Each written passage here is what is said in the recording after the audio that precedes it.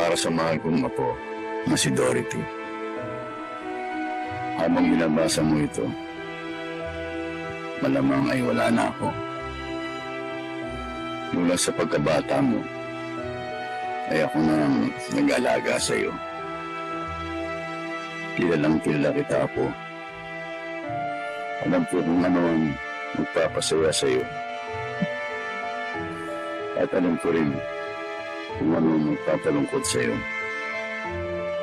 Nanginimil kita, Apo. Salat man ako sa yaman para bigyan ka ng magandang buhay.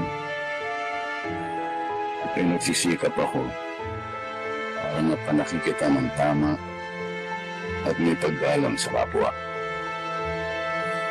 Alam ko kung ano ang nais mong marating sa buhay.